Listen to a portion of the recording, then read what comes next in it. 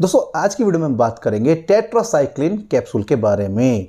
ये कैप्सूल महिलाओं में, पुरुषों में और बच्चों में काफ़ी सारी बीमारियों को ख़त्म करने का काम करता है।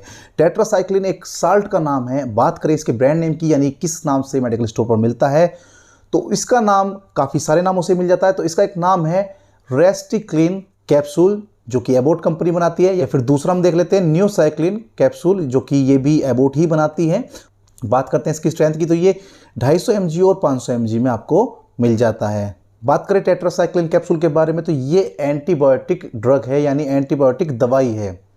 तो ये बैक्टीरिया के इन्फेक्शन को ख़त्म करती है, उसके ग्रोथ को, यानी उसे फैलने से, बढ़ने से रोकती है। इसे आप वायरल इन्फेक्शन में इस्तेमाल नहीं कर सकते। अगर आपको वायरल बुखार हुआ है तो कोई फ़ायदा नहीं करेगी, टैबलेट लेंगे कोई फ़ायदा नहीं होगा।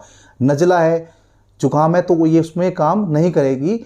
ये केवल बैक्टीरियल इन्फेक्शन को ख़त्म करने के काम आती है। अब बात कर लेते हैं इसके उपयोग के बारे में। काफ़ी सारे इसके उपयोग है, जैसे कि पहला उपयोग है इसका एक्ने, यानी मुहासे, यानी जिन्हें हम पिंपल बोल देते हैं। तो ऐसी कंडीशन में भी इस कैप्सूल का इस्तेमाल किया जाता है। दूसरी बीमारी है एक्टिनोमायोसिस। ये बीमारी आपको ऐसी होती है कि जिसमें आपको मवाद वाला फोड़ा हो जाए या फुंसी हो जाए।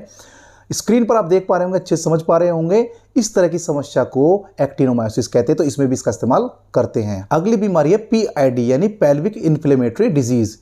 ये बीमारी महिलाओं के प्राइवेट पार्ट से गर्भाशय तक पहुंच जाती है, फैलोपियन ट्यूब तक, यानी जिन्हें नले बोलते हैं वहां तक पहुंच जाती है, या फिर अंडाशय, यानी जिसे ओवेरी बोलते हैं, वहां तक ये बीमारी फैल जाती है। तो ऐसी कंडीशन में भी इसका इस्तेमाल करते हैं। इसके अलावा अगर आपको सिफिलिस की समस्या है, सिफिलिस की बीमारी है, वहां पर भी इसका प्रयोग किया जा सकता है। या फिर गोनोरिया की आपको समस्या है, उस बीमारी से आप जूझ रहे हैं, तो ऐसी कंडीशन में भी इस कैप्सूल का इस्तेमाल कर सकते हैं।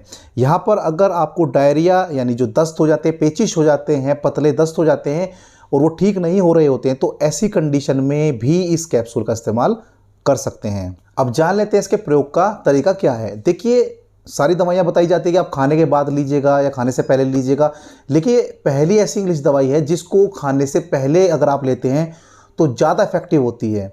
इसे आप एक कैप्सूल सुबह, एक कैप्सूल शाम में ले सकते हैं, चाहे 250 mg है, चाहे 500 mg है।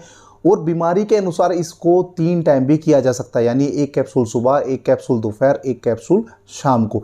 ये आपकी बीमारी पर निर्भर करता है कि आपको कितनी गंभीर बीमारी है, कितने दिनों से बीमारी है, उसके अकॉर्डिंग डॉक्टर चलाते हैं। 250 mg चलनी है, 500 mg चलनी है, वो सब डॉक्टर तय करते हैं कि आपको किस तरह की डोज लेकर के चलनी होती है। अब जानते हैं कब तक आपको इसका प्रयोग करना होता है। देखिए, जब तक आप किसी बीमारी से जूझ रहे हैं, पीड़ित हैं, वो ठीक नहीं हो जाती, आप इसका प्रयोग कर सकते हैं। क्या साइड इफेक्ट इसके साथ हो सकते हैं? देखिए, आपको भूख में कमी हो जाएगी, आपको भूख नहीं लगेगी, पेट भरा भरा सा लगेगा, या फिर आपको चक्कर आ सकते हैं, उल्टी हो सकती है, पेट में दुखन हो सकती है। ये इसके साइड इफेक्ट हो सकते हैं, लेकिन ये सभी को नहीं होते हैं। अगर आपको ऐसे सिम्टम होते हैं तो फर्दर इसका इस्तेमाल ना करें, आगे आप इसका प्रयोग ना करें और जल्दी से अपने डॉक्टर से मिलें। हो सकता है वो उसकी डोज में थोड़ा परिवर्तन कराएं, लेने के तरीके में परिवर्तन कराएं। उम्मीद है टेट्रासाइक्लिन कैप्सूल से जुड़ी हुई जानकारी आपको पसंद आई होगी।